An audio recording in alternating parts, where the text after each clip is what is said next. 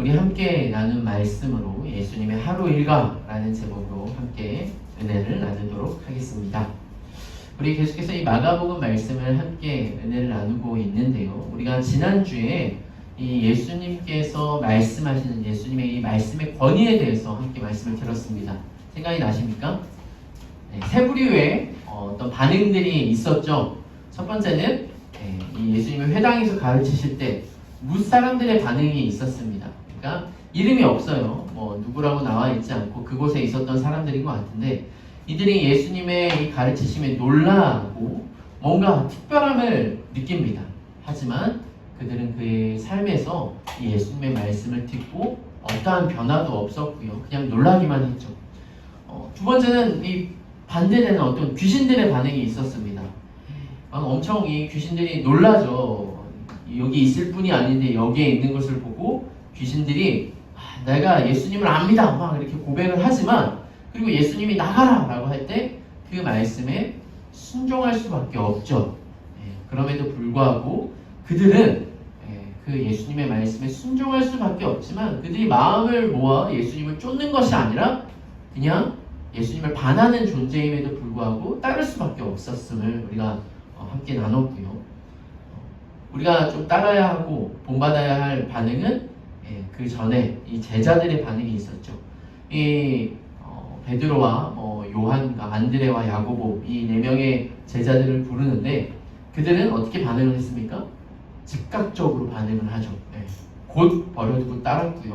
이 모든 것을 버리고 따르는 것을 볼 수 있습니다. 이러한 반응이 우리들의 반응이 되기를 소원합니다. 네. 오늘 지난주에서 오늘도 우리가 요리문답을 똑같은 걸 한 번 더 문답을 했는데요. 이번 주는 가정 예배가 이 추석 가정 예배라서 제가 요리문답을 한 번 더 똑같이 했습니다. 근데 이 요리문답에 나와 있던 거와 같이 우리가 말씀을 들을 때 이 반응과 태도가 제가 중요하다고 말씀을 드렸어요. 제가 앞에서 말하지만 어떤 사람의 말이 아닌 하나님의 말씀으로 들을 수 있는 들을 기가 있는 우리 성도님들 되시길 소원합니다. 그래서 이게 우리의 영혼의 양식입니다. 우리가 정말 하나님을 믿고 따르는 그의 백성들은 주님의 말씀을 쫓아 그 말씀에 순종하면서 살아가는데요. 이 말씀 앞에 반응하고 그의 어떤 태도가 정말 우리가 정말 영적으로 살아있는 것, 우리가 영적으로 살아있다라는 것이 우리가 막 방언을 하고 어떤 놀라운 기적을 하는 게 아니라 말씀 앞에서의 반응, 말씀 앞에서의 태도가 우리가 영적으로 살아있다라는 그런 증거가 될 것입니다. 그래서 오늘도 이 말씀에 반응할 수 있는 우리 모든 성도들 되기를 소원합니다. 아멘. 자, 원래는 제가 이 오늘 제목을 주보에는 하나님 나라 회복이라고 했는데 설교를 준비하면서 좀 바꿨습니다. 그래서 아마 제가 아까도 말씀드렸지만 오늘 유나 형제님이 와서 좀 특송을 하고 또 은혜로운 시간이 있을 것 같아서 좀 설교를 좀 짧게 하려고 했는데 아내분이 아파서 오늘 못 오셨는데 어쨌든 오늘 제가 45절까지 다 하지는 않을 것 같고요. 아마 39절까지만 나누지 않을까 싶어요. 그래서 오늘 제목을 예수님의 하루 일과라고 했습니다. 자, 우리 성도님들은 거의 일주일 동안 우리가 살아가는 하루 일과가 비슷비슷하시죠, 그죠? 하루가 막 격동적으로 월요일 다르고 화요일 다르고 수요일 다르고 이런 분은 없습니다. 거의 학교 다니는 우리 아이들 같은 경우에는 수업이 다르겠지만 거의 비슷하게 학교를 가서 하루 일과를 보내고요. 일을 하시는 분은 일을 하시는 대로 혹은 또 일을 안 하거나 다른 걸 하시더라도 우리가 일주일의 삶이 크게 달라지진 않습니다. 자, 그렇다면 우리 예수님은 하루 일과가 예수님의 하루 일과는 어떨까요? 우리가 성경을 보면은 그때 당시 예수님이 하루 일과 스케줄이 딱딱딱딱 짜여진 건 아니고 여러 가지 돌발 상황이라든지 여러 가지 일들이 있습니다. 그럼에도 불구하고 예수님이 그 하루를 어떤 우선순위로 사셨는지는 우리가 좀 볼 수 있을 것 같은데요. 자, 오늘 우리가 말씀 우리 29절부터 한번 읽어볼까요? 29절 29절 함께 읽겠습니다. 시작. 회당에서 나와 곧 야고보와 요한과 함께 시몬 안드레의 집에 들어가시니. 네. 자, 우리가 바로 직전에 예수님께서 회당에서 말씀을 하실 때 무사람들과 어떤 귀신들의 반응이 있었죠. 자, 그런데 지금 회당에서 나와서 장소가 바뀌었습니다. 어디로 바뀌었죠? 네, 집에 들어가셨어요. 집에. 네, 누구의 집이냐면은 시몬과 안드레의 집에 들어가십니다. 자, 여기에 누가 있냐면요, 시몬의 장모가 열병으로 죽기만 안 되는데 네, 열병으로 돌아가시진 않고요, 열병으로 누워 있었어요. 네. 근데 여러분, 이 열병이 뭘까요? 열병. 너무 뜨거워서 죽는. 네. 우리도 이제 보면은 우리 집에 자주 아픈 사람이 이제 로이인데, 로이는 기본적으로 열이 높아요. 그죠? 그래서 쟤는 아프지 않아도, 우리 로이는 아프지 않아도 열이 좀 많아가지고요, 코로나 이렇게 한참 할 때 체온을 재면 항상 37점 막 이렇게 넘어가는 그런 아이인데, 그런데 특히 또 아플 때 또 열이 많이 올라갑니다. 최근에도 막 한 38도, 39도 올라가서 입원도 몇 달 전에 했었죠. 자, 근데 이 시몬의 장모가 열병으로 누워 있어요. 근데 이 열병이 어떤 목사님 장티푸스다 이런 얘기도 하시고 막 그런데, 이 열병이 헬라어 원어로 보면요, 이 병명이 정확하게 나와 있지 않은 동사와 분사 형태로 이 열병을 얘기를 합니다.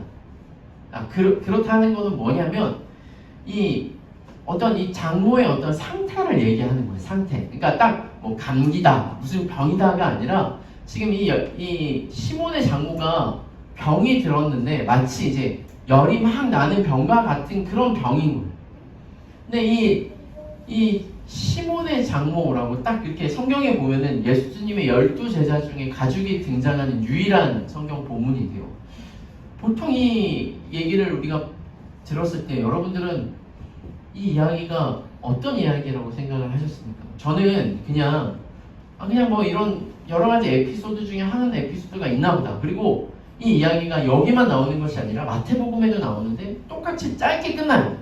그래서 그냥 시몬, 우리가 잘 아는 베드로의 장모님이 계셨고, 그 장모님이 아팠는데 예수님이 낫게 해주셨다, 이런 정도로만 아마 알고 있지 않았을까라는 생각이 듭니다.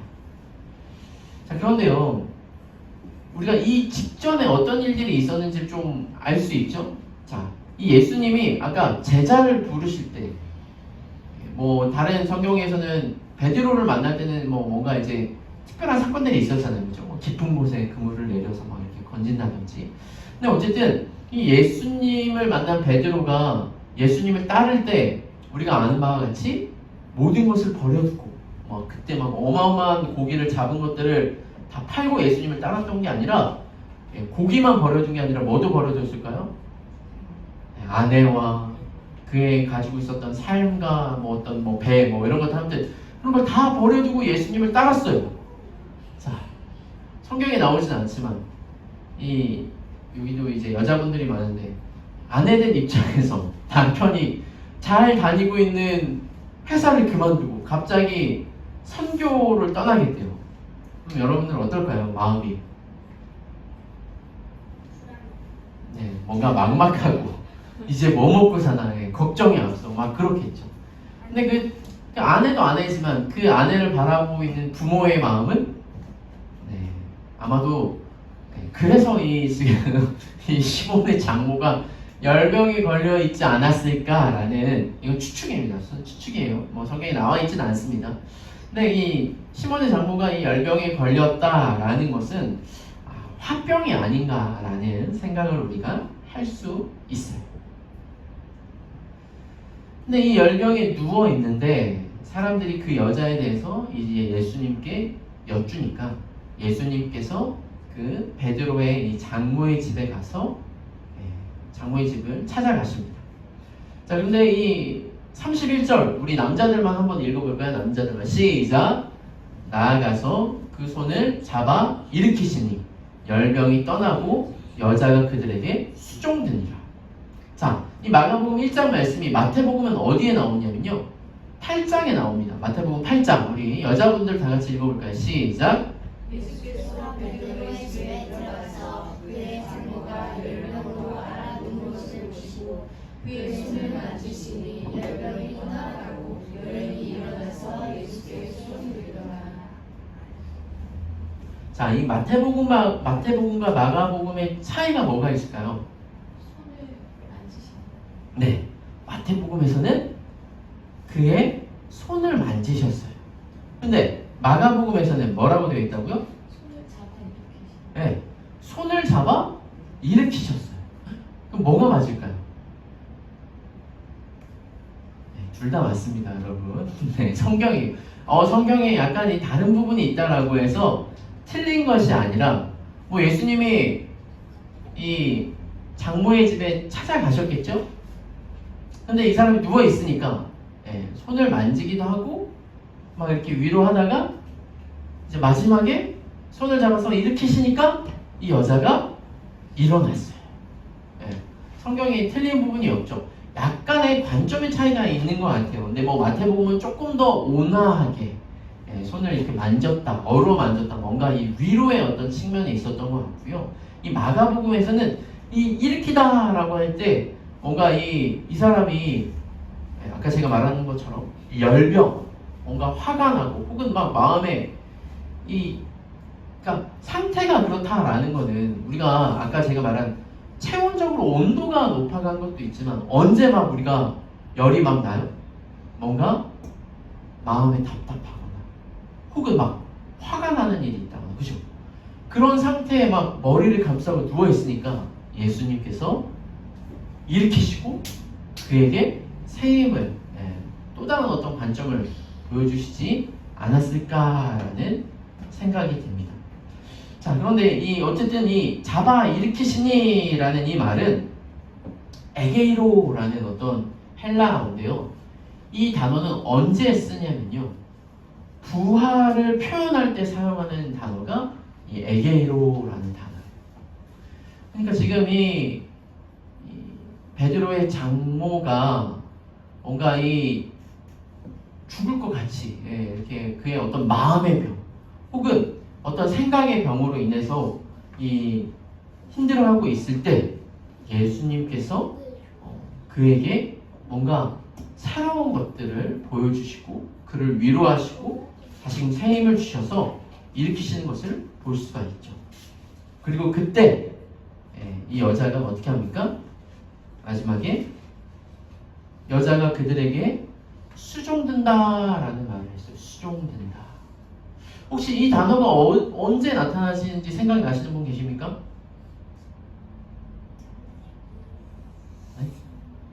네.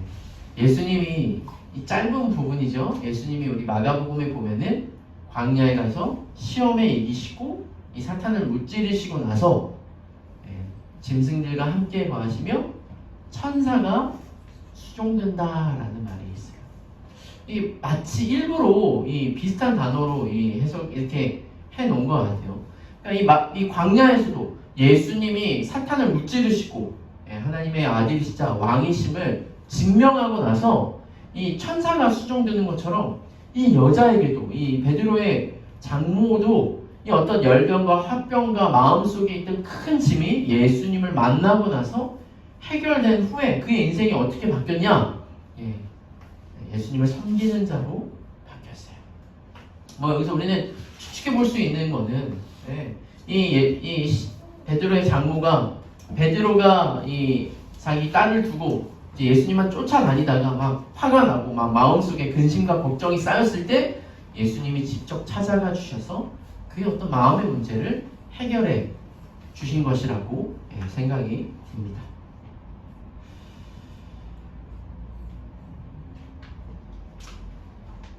저는 그래서 이 부분을 여러분들 이제 다들 DBS 책 가지고 오셨습니까? 네, 마가복음 DBS 책을 연구를 하시면 이 부분을 저는 이제 뭐라고 정리를 했냐면요. 예수님의 신방이지 않나. 예. 지금이야 신방이라고 했을 때 뭐 우리 성도님들이 어렵지 않죠. 직접 뭐 목회자라든지 혹은 뭐 장로님이라든지 찾아가서 그 마음을 이렇게 뭐 그의 상황을 보고 또 위로하고 뭐 그렇게 할 수 있는데요. 이때 당시에는 신방이 쉬웠을까요? 다 회당 중심의 삶이었어요. 우리 예전에도 뭐 다들 이제 교회로 모이는 것이 더 이렇게 쉬웠는데 아마 예수님 시대 당시에도 유대인들은 다 회당 중심의 삶이라 지금 특별히 이 안식일이 아직 끝나기 전입니다. 안식일이 끝나기 전이어서 집으로 직접 가서 뭔가를 하기가 참 쉽지 않은데 예수님이 회당에서 이 사람들을 가르치시고 귀신을 쫓은 후에 최초로 이 베드로의 이 장모의 집에 신방을 하셔서 그를 위로하고 그에게 하나님 나라를 선포하시는 것이죠. 제가 이 부교육자일 때도 뭐 신방을 많이 했습니다. 우리 뭐 청년을 찾아가서 밥을 먹고 뭔가 이렇게 위로해주고 또 기도해주고 이런 일들이 있었는데요. 제가 우리 사모님 만났던 이 상주제일교회에서도 그 목사님의 지론 중에 하나가 입이 열려야 마음이 열린다. 이런 말이 있었어요. 그래서 맛있는 걸 먹고 막 이렇게 해서 보통 목사님들이 많이 살찌는 이유가 신방을 많이 다니면 살을 찔 수도 있습니다. 제가 첫 전도사 할 때도 그해 먹었던 딸기를 하루 만에 다 먹었거든요. 갈 때마다 막 봄 신방에 딸기를 주시니까 막 그걸 먹느라고 오히려 힘들었던 기억이 나는데, 근데 여러분 이 신방이라는 것은 단순히 그냥 얼굴을 보려고 하는 게 아니에요. 뭘 하는 거냐면 목회자가 하나님의 이름으로 찾아와서 그 마음 가운데 있었던 어떤 큰 무거운 이 문제와 어떤 짐들을 하나님의 말씀으로 위로하고 권면하고 다시 새 힘을 주는 것이 바로 신방입니다. 그래서 우리는 신방을 이제 거부하면 안 되겠죠. 어떤 사정에 있어서 이렇게 미룰 수는 있지만 저희 교회도 이제 봄 가을로 제가 이렇게 신방을 한다든지 1년에 한 2차례 정도 신방을 하려고 하는데요. 근데 예전에 부교육자일 때는 뭐 어떤 상황과 이런 것들을 보는 게 우선이었다면 오늘 이 말씀을 보면서 우리가 정말 제가 이 담임 목회자로서 참 무거운 마음을 가집니다. 왜냐하면 제가 예수님이 아니라서 예수님처럼 그렇게 새 힘을 막 완전 이렇게 장모의 열병을 다 낫게 해줄 수는 없지만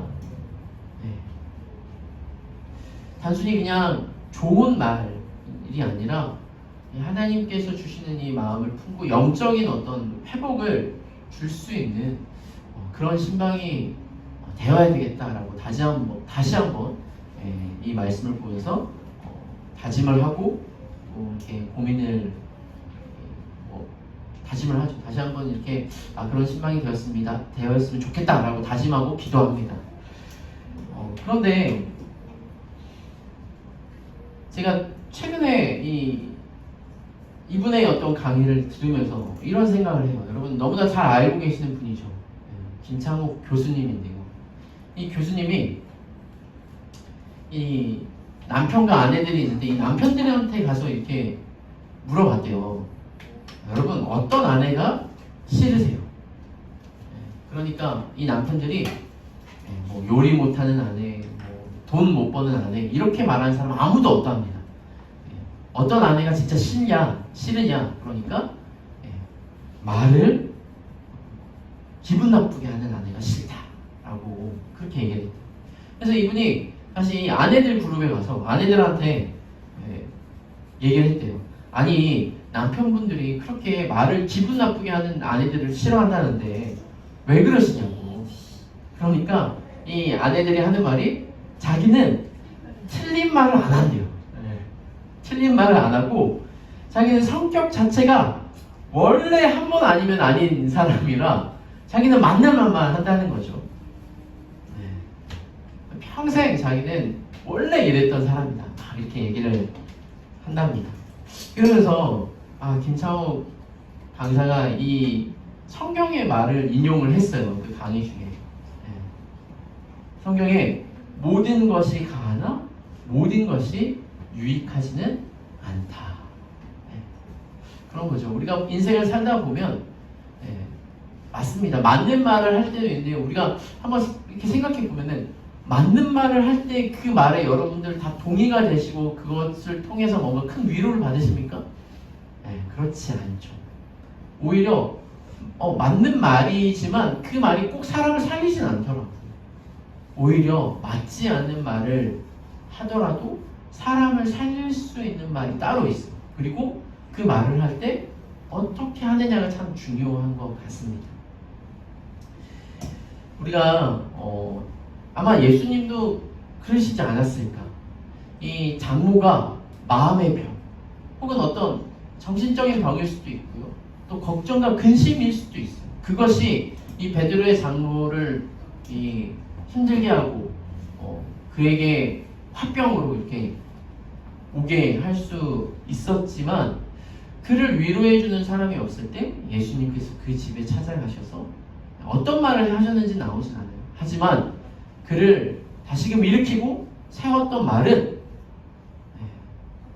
틀린 말은 하시진 않으셨겠죠. 하지만 그의 마음을 만져주고 공감해주고 살릴 수 있는 말을 하셨습니다. 그랬을 때 이 여자가 회복될 수 있었던 것이죠. 사랑하는 우리 진리아자유교회 성도 여러분, 우리도 이와 같이 살아가기를 소원합니다.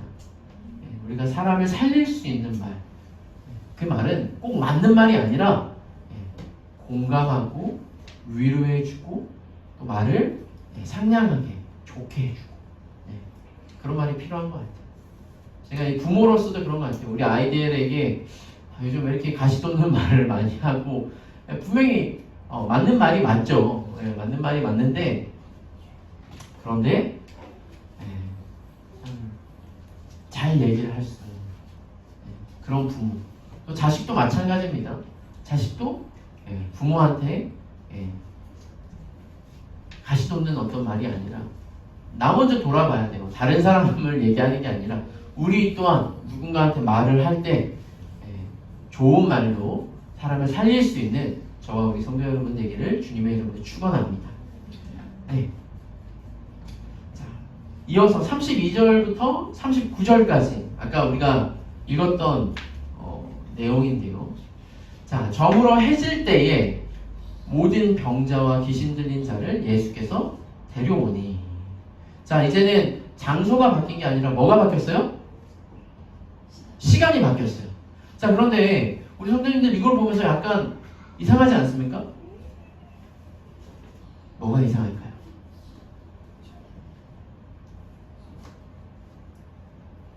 저물어 해질 때에 모든 병자와 귀신 들린 자를 예수께 데려왔어요. 그렇죠? 왜 해가 질 때에 왔을까요? 보통 우리가 아프면 언제 병원에 가요? 어떤 문제가 있어요. 그럼 그걸 언제 해결하러 가요? 아침에 일어나서 일과가 시작하면 가죠. 그런데 왜 이 병자와 귀신 들린 자를 해가 지니까 예수님께 데려왔을까? 이런 질문을 해야 되겠죠. 이 성경을 낯설게 읽는 거예요, 여러분.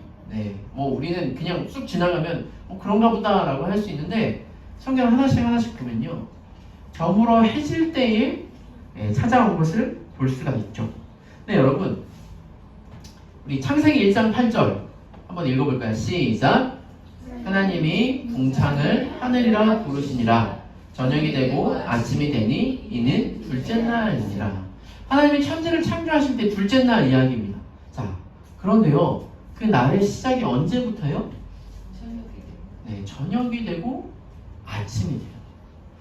그래서 여러분, 우리의 시간은 언제가 하루의 시작이죠?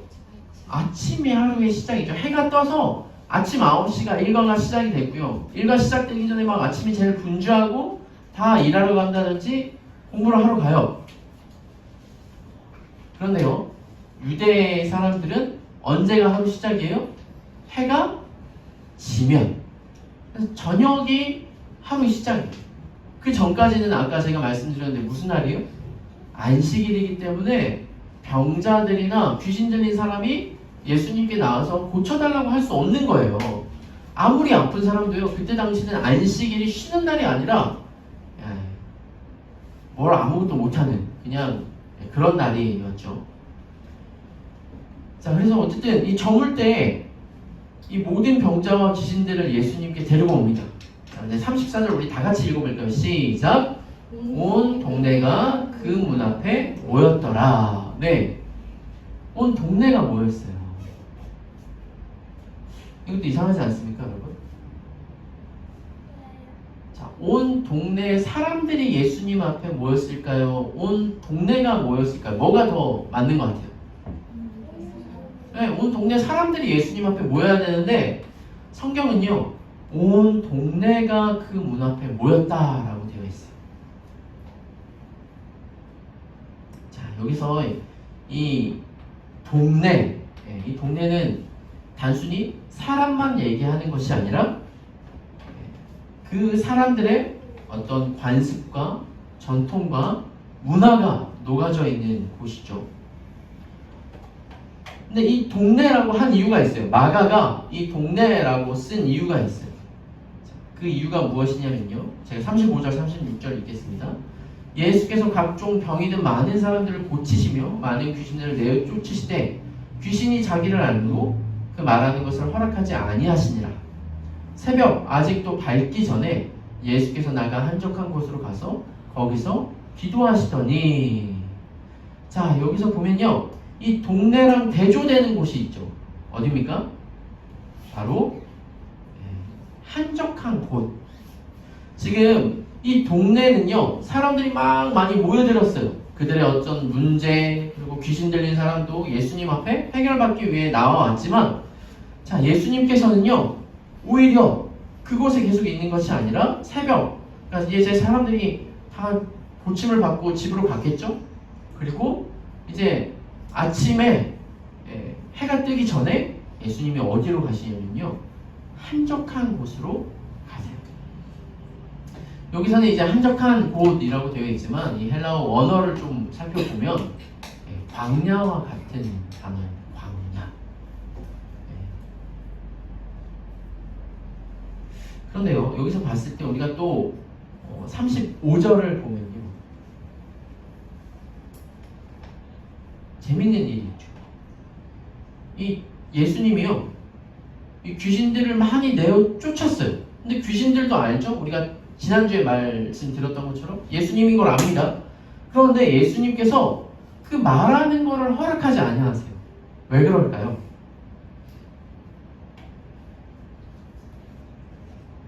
지난주에도 그랬잖아요. 지난주에도 귀신이 막 내가 당신을 누군지 압니다. 당신은 하나님의 아들이시고 거룩한 분이십니다. 라고 귀신이 고백하는데 예수님이 다 그 말하는 걸 허락하지 않으셨어요. 왜냐하면 사람들이 그것을 알면 사람들이 예수님을 어떻게 해요? 영웅시하겠죠. 예수님을 그냥 귀신을 내어 쫓으니까 사람들이 안 그래도 그때 당시 인기 스타일 거 아니에요. 병을 고치시고 귀신을 내어 쫓으시니까 막 사람들이 칭송하고 사람들이 막 예수님을 막 엄청 지금으로 따지면 인플루언서 혹은 아이돌 이런 것처럼 막 예수님을 치켜 세웠을 거예요. 근데 여러분, 예수님이요, 하나님의 아들이시고 신과 같은 신의 어떤 신성을 가지고 있지만 우리와 똑같은 사람이에요. 막 사람들이 칭찬하고 막 사람들이 막 인기가 막 따르고 그럼 예수님도 좋을까 안 좋을까? 좋겠죠. 그것을 받고 싶으실 거예요. 그게 편하겠죠. 사람들이 막 좋아하고 인정해주면 좋지 않을까요? 그런데요, 예수님은요, 오늘 이 뒤에 말씀을 봤을 때 36절에 한적한 곳에 가셔서 기도하시고 막 그럴 때 37절 제자들이 예수님께 나와서 말합니다. 38절 사람들이 주를 찾나이다. 그러니까 예수님께서 뭐라고 하세요? 가까운 다른 마을로 가자. 내가 거기서 전도하리니 내가 이를 위하여 왔노라. 예수님은요, 사람들의 어떤 칭송, 사람들이 그를 영웅시하려고 하는 것을 즐기시러 이 땅에 오신 게 아니라 뭐하러 오셨어요? 복음을 전하고 하나님 나라를 이 땅에 전하러 오신 것이죠. 우리는 이렇게 생각할 수 있습니다. 아니 예수님, 혹은 사람들에게 인기가 많고 많은 사람들이 예수님을 쫓으면 복음을 전하기 더 수월하고 더 좋지 않았을까요? 그렇지 않은 거죠. 마치 이거는요, 이 세 번째 시험과 똑같은 거예요. 너가 나한테 절하면 모든 걸 주겠다. 예수님이요, 우리가 지금 계속해서 이 마가복음을 앞으로도 볼 텐데요. 예수님의 어떤 사역 중에 거의 대부분의 사역이 병자를 고치시고 귀신을 내어 쫓으시는 사건이죠. 근데 사람들은 그 표면만 보고 어떻게 합니까? 보여지는 그 의미를 찾기보다 그 보여지는 것을 위해서 예수님을 쫓는 사람들도 있어요. 지금도 마찬가지입니다. 교회에 보면요, 다들 교회 오면은 복 받는다더라, 교회 오면은 잘 된다더라, 교회 오면은 뭐 여러 가지 좋은 서비스를 받을 수 있고, 뭐 선물도 많이 준다더라, 혹은 교회 가면은 연예인을 만날 수 있다더라. 이런 걸 가지고 교회 오면요, 여러분, 돼요, 안 돼요? 우리는 그런 것들을 위해 예수님을 쫓는 사람들이 아니에요. 예수님도 그것을 위해 이 땅에 오신 게 아니죠. 뭘 위해 오셨습니까? 복음을 전하러 오셨어요. 그러니까 그분이, 이 예수님이 귀신을 쫓으시기도 하지만 그것은 하나님 나라가 이 땅에 임했기 때문에 귀신이 쫓겨나간 거지, 귀신을 쫓으려고 오신 게 아닌 것이죠.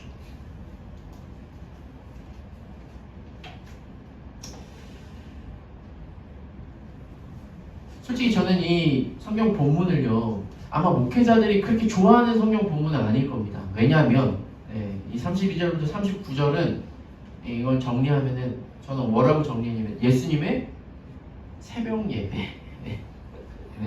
옛날에 헌충국 목사님이 이 말씀을 막 이렇게 하시면서 되게 좋아하셨던 게 지금 생각이 나는데, 왜냐면 새벽 아직도 밝기 전에 예수님께서 한적한 곳에 가서 기도하시잖아요.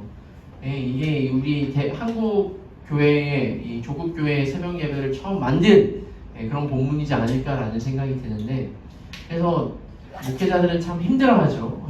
성도님들은 한두 번 빠져도 되는데 목회자들은 빠질 수 없어가지고 약간 새벽 기도가 일적으로 전략을 한 것이 아닌가라는 생각이 드는데, 어쨌든 예수님은 일을 하라고 하신 게 아니라 새벽에 가서 뭐 하셨겠어요? 기도하시고 하나님을 만나셨겠죠. 여기서도 보면은 한적한 곳으로 가사라고 되어 있는데, 이 가다라는 말은 퇴각을 의미합니다. 그러니까 물러나는 것을 의미하는 거죠. 그러니까 막 인기받고 칭송받는 곳에서 물러나셔서 한적한 곳으로 일부러 가신 것이죠. 여기서 좀 다시 한번 정리를 하자면, 여러분, 동네는 어떤 곳이에요? 자신을 영웅으로 만들고 익숙한 곳. 하지만 이 동네에는요, 사람들이 예수님을 주로 따르지 않고 자신들의 만족과 자신들의 어떤 문제를 해결하기 위해서 예수님을 찾았지만, 이 한적한 곳은 어떤 곳이에요? 예수님께서 하나님을 주로 고백하고 그분의 뜻과 계획을 듣는 곳, 하나님 나라를 경험하는 곳이 바로 한적한 곳입니다. 사랑하는 우리 진리의 자유교회 성도 여러분, 예수님이 그러셨던 것과 같이 우리도 하나님을 만나는, 하나님 나라를 경험하는 기도의 골방이 회복되기를 주님의 이름으로 축원합니다. 여러분들은 하나님을 깊이 있게 만나는 그 자리가 있습니까? 그 자리가 이 예배의 자리가 되어야 돼요. 혹은 매일 아침, 우리가 아침에 제가 이 유튜브 영상을 보내드리지만, 우리가 하나님을 만나는 그곳에서 하나님과 만나는 그 독대하는 그 시간, 기도의 골방의 자리가 회복되지 않으면요, 우리는 우리의 삶이 이 동네와 같이 분주하고 목적 없이, 정처 없이 떠도는 삶이 될 수 있습니다. 우리 한국교회 새벽 예배가 있었던 것은, 이 새벽 예배가 어떤 일이 아니라 하나님을 만나는, 하나님을 향한 이 영적인 갈망이 체험받는 그런 샘과 같은 곳이지 않을까라는 생각이 들어요. 해외에는 새벽 예배가 없죠. 해외에는 새벽 예배가 없어요. 하지만 한국 교회는 이 어려운 시절, 막 힘든 시절 이 새벽을 깨웠던 것은 정말 하나님을 사모했던 사람들이 우리 옛날에 뭐 청야도 있고 뭐 새벽 기도도 있고 막 그랬는데 정말 하나님을 만나고 싶은 사람들이 하루에 가장 아침을 깨워서 하나님을 만났던 그런 자리. 이런 영적인 갈망이 우리 가운데 있기를 원합니다. 네, 우리가 이런 기도의 골방을 회복하고 하나님을 만날 때 우리의 영이 소생케 되어지는 것이죠. 사랑하는 우리 성도 여러분, 우리가 이번 주에 제가 이 교회로 모이다라는 이 책을 통해서 이 교회가 뭐냐라고 했을 때 교회는 우리가 신앙생활을 할 때 우리를 향하신 어떤 하나님의 뜻과 명령과 통치보다 많은 사람들이 어떤 자기의 기쁨을 위해, 자기의 만족을 위해, 자기의 어떤 문제 해결을 위해 이 교회를 다니는 것이 많다라고 했어요. 그러나 교회는 그것을 위해서 다니는 것이 아니라 무엇이 중요하다고요? 하나님 나라의 통치와 다스림, 하나님의 말씀에 우리가 귀 기울이고 순종하는 곳임을 잊지 않아야 합니다. 그래서 그냥 단순히 이 예배도 그냥 말씀을 우리의 육적인 귀로만 듣는 것이 아니라 우리의 영이 하나님의 말씀을 듣고 그 예수님의 예수님 되심을 고백하며 그 말씀 앞에 굴복하고 순종할 때 우리의 기도의 골방이 회복되기를 소원합니다. 우리의 마음을 토하고 또 하나님의 그 세미한 음성을 듣는 그런 기도의 골방이 회복될 때 우리의 삶이 다시금 이 영적인 질서를 자리 잡을 거예요. 여러분, 바쁘게 살고 열심히 살고 잘 사는 것보다 중요한 것은 무엇입니까? 우리의 인생이 하나님을 하나님으로 고백하고 영적인 질서를 회복하는 삶을 살아갈 때 하나님 앞에서 복된 인생임을 잊지 않으며 하나님을 따라 살아가는 저와 우리 모든 성도님들 되시길 주님의 이름으로 축원합니다.